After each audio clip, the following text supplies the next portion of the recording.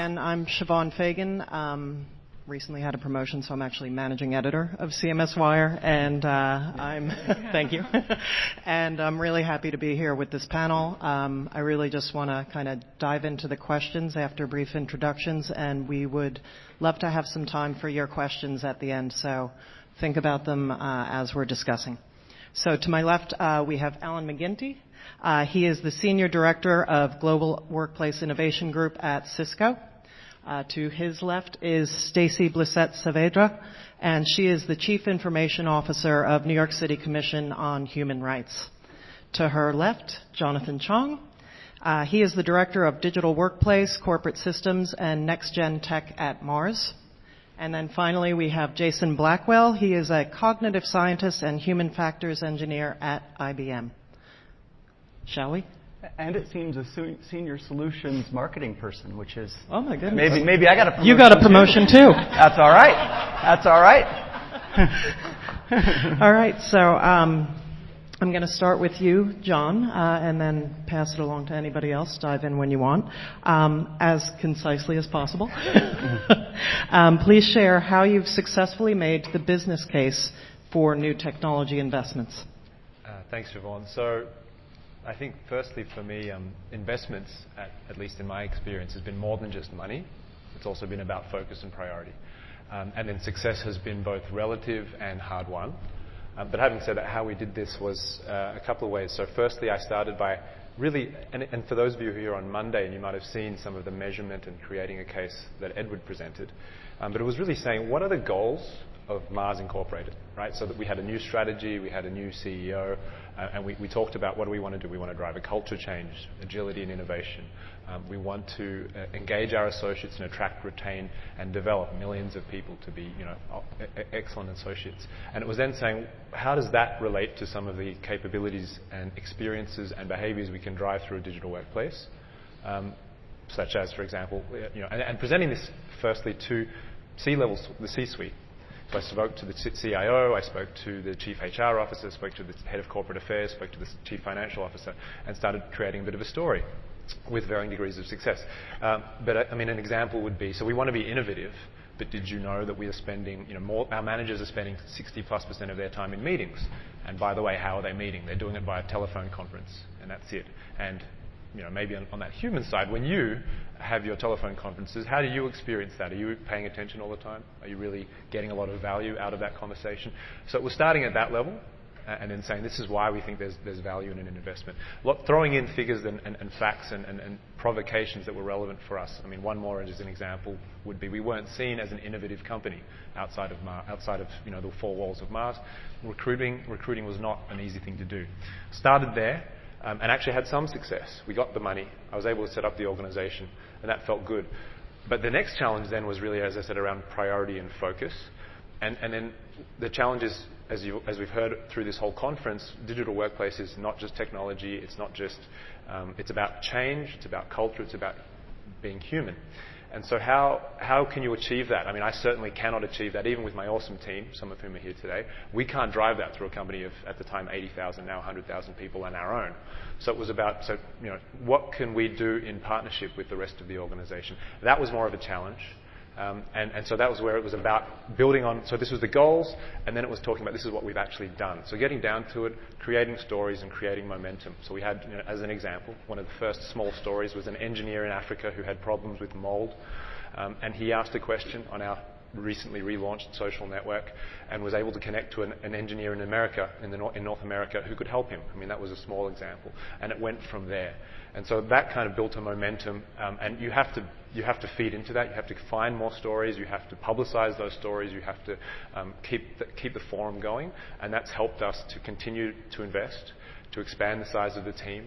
And actually now we're at a point where there are more and more people coming to us. So Mars recently had a partnership with Kind, and so the new Mars Kind team actually came to the digital workplace team, and we are embedded from ground zero in helping them be agile, be digital in the ways of working.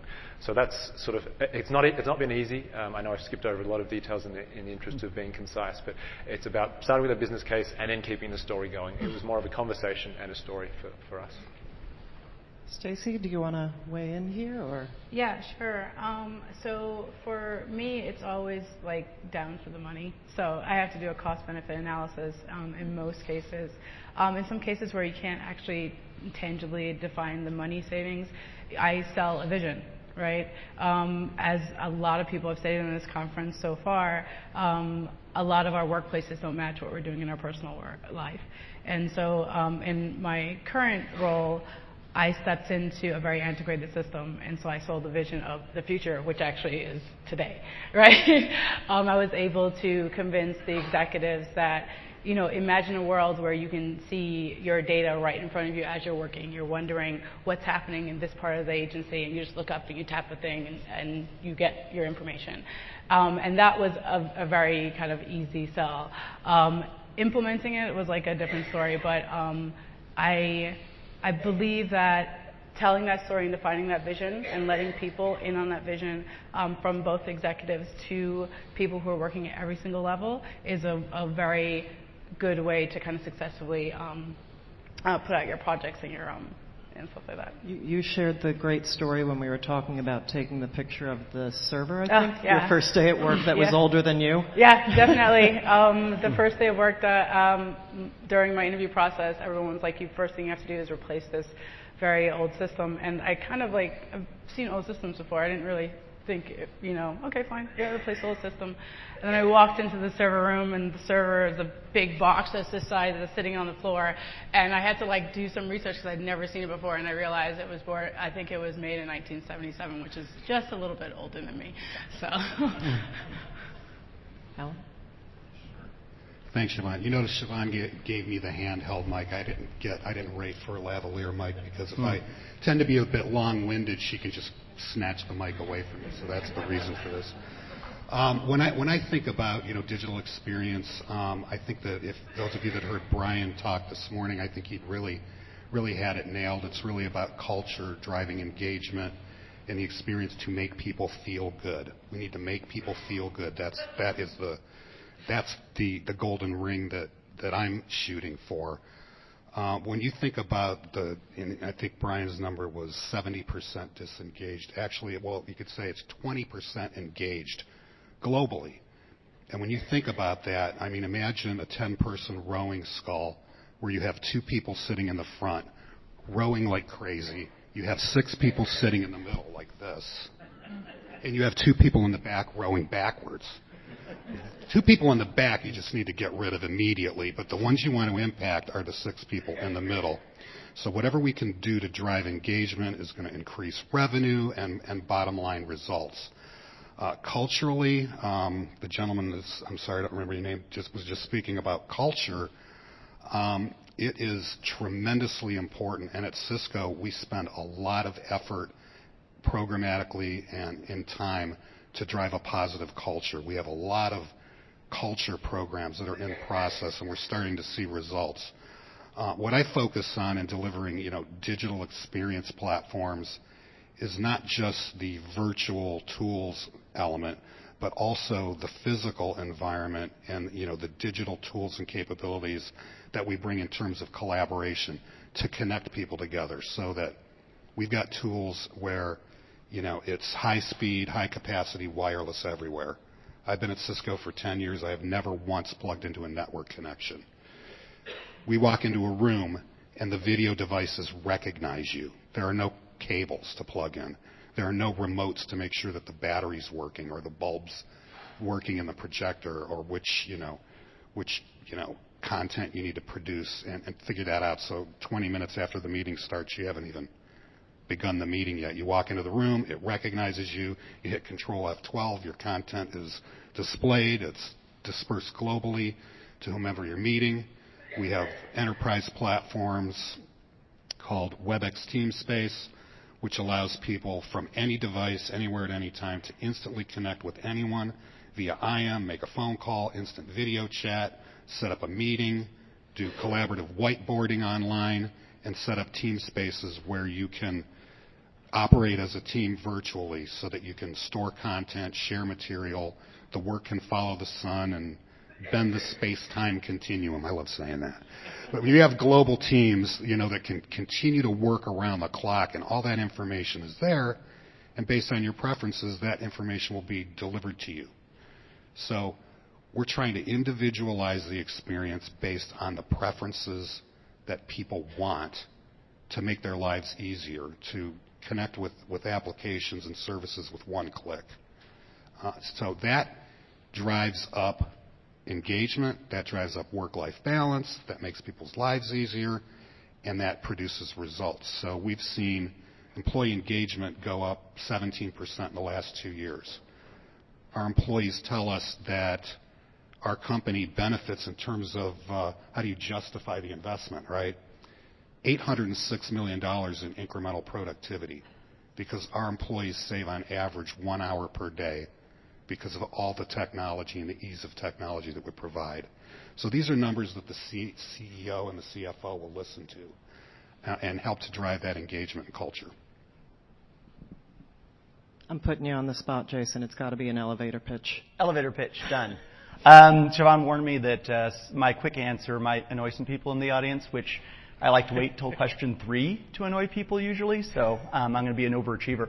But it's funny, I kind of said get the right boss. When I was in Fall Plan, historically, I would have these wonderful equations where I said, oh, you take, the time savings times the number of employees times an hourly rate minus the square root of attrition plus money found in the parking lot. And I came up with this great number. I'll save the company $87 gazillion and 82 cents.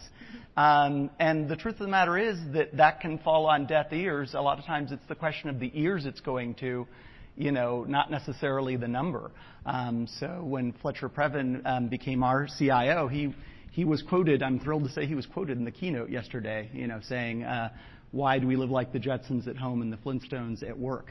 And I guess I'll say to be super concise that, all 3 of the other panelists said it's partially the story, right? So you kind of have to have a receptive audience. You have to have an audience that believes in a lot of the culture points that were already made this morning. And it's amazing how the same business case gets a lot further once, your leadership has embraced the right goals. Excellent. That works. Yeah. So I'm going to start off with you this time, Stacy. And I'm going to jump ahead a little bit because I've got this clock in front of me and I'm a little conscious of time. How do you go about measuring success of any specific initiative or project? And when you actually measure that, how do you go back and make changes, adjustments? How do you act on that data? Yeah, so any project that we implement, I measure success by actually the amount of help desk tickets I get in regarding the project. It makes me feel like the people are engaged with it to the point where they're willing to take that extra step to do a help desk ticket. On the other side of that, I also get project requests that are for enhancements for those projects. And those come in more and more frequently, which makes me feel like people are actually engaged with it and want to see more things come out of it.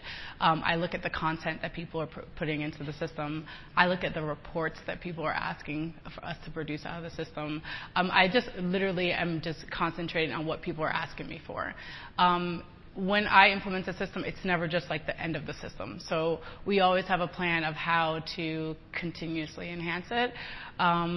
Some of our systems that with a low effect on workplace can get daily iterations to it, and others, like we have 4-week sprints. So they're constantly being advanced inside. Jason? On metrics? Yeah. So not surprisingly, IBM is a data-rich sort of company. So we have, embedded click metrics. We do quarterly employee surveys. We have embedded NPS surveys. We do one-on-one usability tests. So again, we're very data-rich. I think part of the key to metrics for me is that everyone wants to hear this magical, if I track this one number, then I can say everything's great in my digital workplace, right? Unfortunately, I think the challenge is way more specific than that. You have to do project by project, really look at individual KPIs.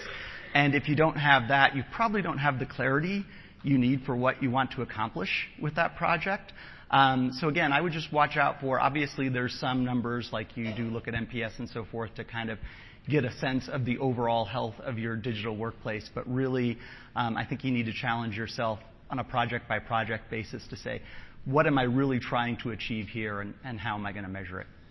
Now, if I could just say, you're all talking about actual specific metrics, but you're also have all brought up the power of storytelling. So how do you weave that kind of qualitative and quantitative analytics together? And you were about to speak, John. Yeah, I was going to speak to something along those lines. I mean, we do very similar. We don't do the help desk tickets formally, although we have an idea what's going on. We do very similar, looking at NPS, looking at adoption metrics, usage, clicks, etc. But it's not there's no easy answer, so there is no one magic number. And in some cases, it's really coming back to trying to capture the experience that people are having, and that's hard. So I don't have an answer for it. We have, for example, a real-time feedback score for some of our tools. And on the other hand, sometimes you have people who've had a bad experience saying, I don't believe that score. I don't care what 10,000 people said. I had a shit experience. So it's how do you marry those two together? And some of it is about storytelling. Some of it is about finding the right advocates. Sometimes it's, just being stubborn and pushing on. So it's really important to have a continuous feedback loop and to understand if you're really delivering what the consumer end user wants. A lot of times the people in our positions come up with great ideas, and this is a great idea, and here's what we're going to do because we're the experts and we know this is going to be great, when we really don't get to the baseline question of what is it that you really want and expect. So what we're trying to do is flip that kind of model of, customer satisfaction scores and surveys and help desk tickets and all that, and go to something which is more of a new model, which is consumer or customer effort score, similar to NPS. It's one question to be answered, but it is, how easy was it to achieve the expected result you wanted? And that's telling you, how much effort does the customer have to put into it to get what they want? So we're just really starting that up now. We have pretty high hopes that we're going to get much better consumer sentiment from that type of question. So the next one, we have heard a lot about change management, and we've also heard a few people talking about adoption during the last few days and saying that adoption is maybe overrated as something, as a goal, as a focus. And I was hoping maybe we'll start with you, Jason, Sure. Talking about what you've seen be effective, what you've seen be ineffective, and Right. So the danger of measuring adoption is that you're an employer and you can totally stack the deck, right? An amazing way to get adoption is to only give them one tool that does a task that they have to do, and boom, your adoption numbers go through this. Could you remind me about the first part of the question, though? It's part of it was also just what you've seen work well with adoption and change management? Sure. So on the topic of change management, thank you for the reminder. One of the things is that we really get challenged to not try to. It used to be the case that you'd get in this mode of you'd have a change management plan that had multiple steps, and months ahead you would start trying to, and it's all started to sound kind of like a Jedi mind trick. You will love this tool, And again, I think that where we get challenged now is that if you focus on having a great user experience, it should be easy for them to adopt it, and it should make their lives better, and they should want to adopt it. So if you can reach that goal, and we don't always, but if you can reach that goal, then the change management really just becomes clear communication, letting people know this is coming, this is what it does, this is where you go. To kind of learn more, but get out of the Jedi mind trick, because you've missed if you've got to try to convince people this is a good thing. Have you ever launched something that you thought people are just going to love this, it's going to work well, and it didn't take? Oh, everything I touch, Siobhan, I expect that I'm going to get a parade and carried around on people's shoulders. But no, of course we've had moments. I think one of the things that in terms of kind of misses, a lot of times, when your leadership says, oh, we're going to change how people work, and they don't actually review it with their users, that can be, a big miss. So even though, sometimes it's easy to lose track of which user you're serving. So if you're serving the executives and giving them the reporting they wanted, you might have a big miss if you didn't look at how it impacts the end users. So. Stacy, you're nodding your head vigorously. Yeah. I'm a big fan of including the end users in the process from the beginning. I think that will help. That always helps with change management towards the end. I think if you're including them, you're going to get the right requirements, and so it's going to be a little bit easier for you to implement the solution. I mean, I create technology solutions not for myself. The problem comes from the business. And so therefore, if I'm not bringing in the key people from the beginning, I'm not doing my job correctly. So I make sure that executives are there, mid-level management, those people who are those worker bees who are always in the systems, the people with institutional knowledge, they're at the table helping me build the requirements. And in turn, by the time the system is built, I already have advocates in every single department because they were involved. They're involved in the process and they take ownership of the process. And all of a sudden, it's not an IT thing. It is, this is what we are doing kind of thing. We're all a part of it. So that kind of has, the ones that have been successful have had that type of, those elements in it. The ones that have not had those elements in it. I've been in companies where executives have sat down and spent millions of dollars and didn't include the right people in the process, and the system goes out and it just goes on empty ears, and millions of dollars are lost because no one's using the system because it didn't hit the right requirements. So, I mean, I think it's was very shiny. important. Sorry? It was shiny. It was shiny, and new. I think change management and adoption is probably one of the most difficult things we go through. And as Stacy said, it's critically important that you have a top-down and a bottoms-up approach. So top-down, I mean, a lot of times it's like, hey, we have this great idea, and the C-suite is always like, yeah, sounds great, go do it. You know, and then you're out there fighting the street battles every day with the cave dwellers, right? You know about the cave dwellers? Citizens against virtually everything. That's typically middle management, you know, in every organization. They were very resistant to change. So you need the top-down influencers, those cultural leaders that are respected throughout the organization to become ambassadors for that and to be positive and communicate that. Then start off with a substantial pilot with a group that you know that is highly adaptive and ready for change, that they're going to support it, they're going to do it, you're going to be able to get the feedback. And I think the last lesson that I've learned is don't try to boil the ocean. And I use, you know, Microsoft products as an example, whether it's Word or Excel or PowerPoint or whatever. You've got these incredible capabilities in the tools, but typically most people, only 99% of the people use 3% of those capabilities. So start slow. Don't try to build out this whole amazing platform all at once. Iterate along the way. Start with the foundational application. Get that working well. And then add on, and it's much more easy for people to adapt, adopt, and be responsive to a change that way. I mean, not too much to add, some great perspectives from everyone. I would just reiterate a couple of points around that sort of senior stakeholder engagement. It's not just about the buy-in, it's also about them in many cases doing something different, because a lot of the stuff we're talking about is culture, it's behavior, and that is led from the top. So that's one thing that we've seen where we've had success, we've had that, and where we haven't had that. And then similar to Stacy, getting the user involved early, user centricity, design thinking is a huge focus for us. So. All right, well, I would like to open this up for questions. We have more that we can cover, and I realize the irony of me being at a digital workplace organization here with paper, but are there any questions for the panel?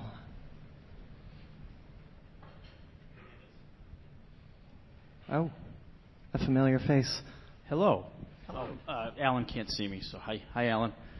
Hi. This is for anybody, really. Brian talked a heck of a lot about culture and trying to change culture, but I don't think any CFO is going to sign a check for $100K for culture. How do you convince? What data points can you use to show that culture is a problem? Have you tried to do that in your organizations? How can these folks in the crowd do that? How do you say, write me a check for culture? I can start. Just great question. One of the things that we did was effectively a culture study, and which involved effectively taking a model of culture and then assessing that ourselves against that. So where are we now, and then where do we want to be? And so that was one way to just sort of turn something which is a bit ethereal into something a little bit more tangible. So saying, right now we are very consensus-driven, and we actually don't want to be that consensus-driven because we are also very slow, and then we want to be faster. So that was quite telling, at least for again the C-suite. The CFO understood it. That was one of the things that we have done. Anyone else?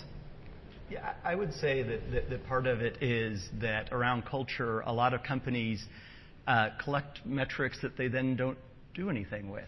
Like it's been common for people for years to measure their employee engagement, for example. I think one of the things you need to do is have a sense of accountability to those numbers. You need a point where your managers do get judged on the engagement levels of their employees and have that reflected upwards. And I think once you have that you've made it clear from the, Jonathan's mentioned several times that, you lead from the top. Once you make it clear that the top level executives are passionate about culture, and it's important and it's something they're going to measure their managers against, then it creates, it's funny, you need the right leadership culture to embrace culture, right? It's kind of the dragon eating its own tail situation. Nothing tanks employee engagement like asking about employee engagement and then doing nothing with the results. Yeah, exactly. That really that says caring. Just one other thing to add as well. We actually got some external perspective. So we had to the leadership team, we got a founder of a startup in to effectively do a bit of a mini assessment, and he told us that from a digital agility point of view, we were probably like a 7. And so the CEO was like, that's pretty good. I feel okay. That's not too bad. And then he qualified it, and he said, you're a 7 compared to your traditional competitors. You're probably a 2 compared to your actual competitors. So some of that also helps to bring it to light. If I can just real fast piggyback on Jonathan's comment, one of the things that we get encouraged to do is visit other companies and learn what the best look like. And I think that's a really powerful thing when it comes to selling culture, is that have someone who doesn't value culture visit a company that does value culture, and that can help give people a new perspective. Great. We have time for one more question. Are there any other questions? I got a question here. So your boss gives you a blank check. You get to do one project. What is it?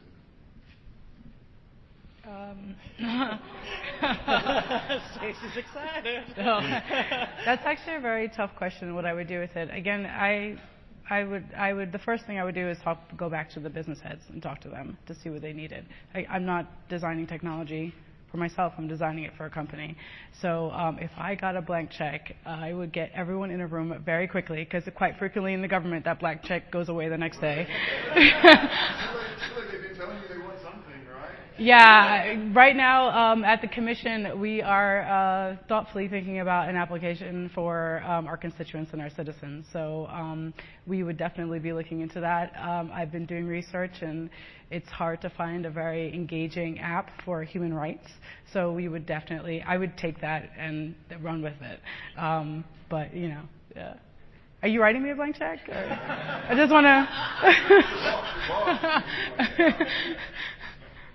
I would say robots. So personal digital assistants that unleash the productivity and capabilities of people to, release them from mundane tasks. For instance, I'm working on a personal digital assistant right now that I have called Jimmy that I invite to my meetings, and I can tell Jimmy to perform tasks like, Jimmy, send everybody a copy of the agenda. Jimmy, set up a meeting next Tuesday with these attendees, plus invite Siobhan. Jimmy, go find this document and send it to me. Print out 3 copies of this at the nearest printer. You tell the maintenance staff that the 3rd toilet on the left side is plugged up on the 1st floor restroom, etc. So having those types of AI devices in different locations can, speed productivity and resolution to problems and do things for you that you've had to do all your life that you no longer need to do. Make your life easier. Yeah. I've always wanted a helicopter. Probably most of you are too young to remember Airwolf, but that would be my first choice. No, I'll just briefly say, oddly enough, I would almost invest in our portfolio and project infrastructure to improve like our metrics collection before projects become projects. So sort of, raise how the right things get prioritized and so forth. I know it's a super boring sort of answer, not what you're looking for, but if you want the cooler answer, go back to Airwolf. I think I would be maybe a little bit similar to Alan. We'd be looking, well, actually, I would love the whole getting people in a room and working out what actually makes sense would probably be the right place to start for me. But having said that, it'd be something along the lines of where Alan started, but we'd be more about let's just fix data at our company. Let's get consult. I mean, we're doing that, but if we had a blank check, we could do that better and faster and more expensively, but better. So fix data, and then everything else comes from that. Well, thank you to all of you, and thank you for each of you for coming up on the stage, sharing your experiences, and they'll be around, I assume, for a little bit if other people have questions. And if you have your checkbook out, Brad, just... I'm coming for you right now. Exactly. Thanks, everyone.